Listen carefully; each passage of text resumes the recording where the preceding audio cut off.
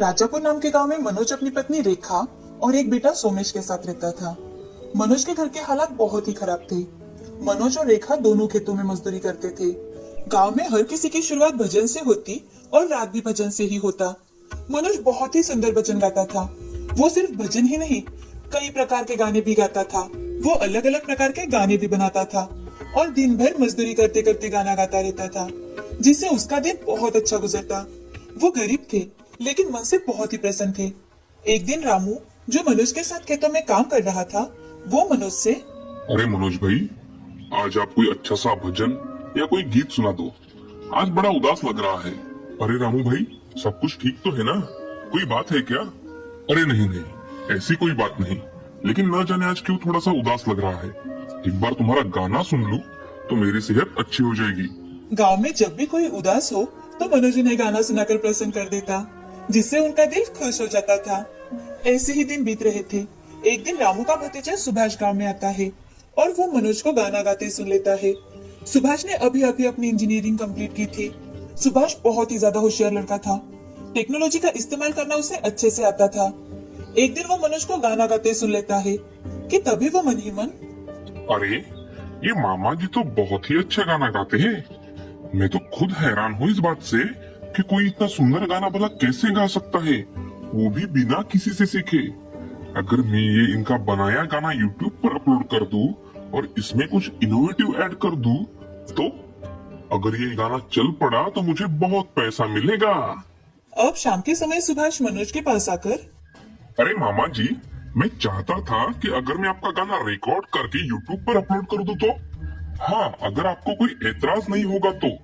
मामा जी, अगर आपका गाना YouTube पर डाला और वो पूरी दुनिया में अगर फेमस हो गया तो आपको बहुत सारे पैसे मिलेंगे। क्या पैसे मिलेंगे? मुझे? और किस बात से बेटा? बेटा, हम तो रहे अनपढ़ लोग, हमें कुछ समझ में नहीं आता। अब तुम ही कुछ बता दो। हाँ हाँ चाचा जी, सब कुछ बताता हूँ।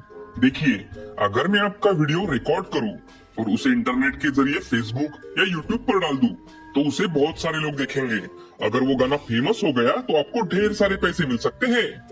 अच्छा, तो ये बात है। इतना ही नहीं मामा जी, अगर वो फेमस हो गया तो आपको खेतों में मजदूरी करने की भी जरूरत नहीं।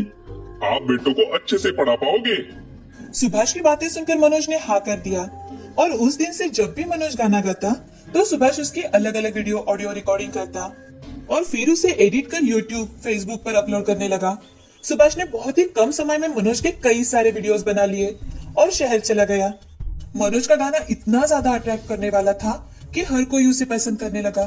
उसकी शब्द रचनाएं इतनी अच्छी थी कि गांव के लोगों की तरह पूरे शहर में वो फेमस हो चुका है। बहुत ही कम समय में सुभाष ने कई सारा पैसा कमाया, लेकिन पैसे ने उसे अंधा कर दिया और वो शहर जाकर मनोज से जो कहा वो सब भूल चुका था। सुभाष मन ही मन, अरे वाह, क्या दिमाग लगाया है मैंने। आज मेरे पास इतने सारे पैसे हैं कि मैं जो चाहूँ वो खरीद सकता हूँ। अब मुझे ऐसे ही गांव गांव जाकर मनोज जैसे लोग ढूंढने होंगे, ताकि आवाज उनकी, तस्वीर उनकी, बैकग्राउंड सब कुछ उनका। मेरा सिर्फ दिमाग इस्तेमाल कर मैं इतना पैसा कमा सकता हूँ। सुभाष का मन पूरी तरह से लालच से भर चुका था, लेकिन उसे क्या पता था कि किसी की बद्दुआ क्या होती है, लालच का फल क्या होता है। वो अपनी मस्ती में धुत था। यहाँ मनोज सुभाष की राह देख देख कर थक चुका था। मनोज की पत्नी रेखा कुछ दिनों से बीमार थी, तो एक दिन मनोज रामू से, अरे रामू, तेरा भतीजा मुझसे कहकर गया था कि जब वो वापस आएगा तो मुझे कुछ पैसे देगा, लेकिन वो अभी तक वापस ही नहीं आया। अरे मनोज, पता नहीं, जब से वो शहर वापस गया है उसने किसी से बात भी नहीं की। मुझे तो जैसे वो भूल ही चुका है। भाई, तुम तो जानते हो रेखा की आजकल तबीयत कितनी खराब है। उसके इलाज के लिए मुझे कुछ पैसों की जरूरत है। अगर तुम सुभाष से बात करके देखो तो? हाँ जरूर, मैं आज शाम को ही सुभाष को फोन करके देखता हूँ। अब रामू शाम के समय सुभाष को कॉल करता है और उसे मनोज के बारे में बताता है। तो सुभाष मन ही मन, अरे ये मामा जी भी ना। अरे बेटे, मैं तुमसे कुछ पूछ रहा था। क्या? कौन मामा जी? आप किसके बारे में बात कर रहे हो? अरे बेटा, वही मनोज जो हमारे गांव में रहता है और उसके गाने तुमने रिकॉर्ड किए थे। अच्छा वो? अरे क्या बताओ मामा जी, मनोज मामा जी का एक भी वीडियो नहीं चल पाया, तो उनको पैसे कहाँ से दूं मैं? मनोज की पत्नी की तबीयत कुछ ठीक नहीं है, इसलिए उसे पैसों की बहुत जरूरत है। अरे मामा जी, मैंने किसी का ठेका थोड़ी लेकर रखा है। आप उन्हें बता दीजिए कि मैं उन्हें कुछ पैसे नहीं दे सकता। रामू बड़े ही दुख के साथ मनोज को ये बात बताता है।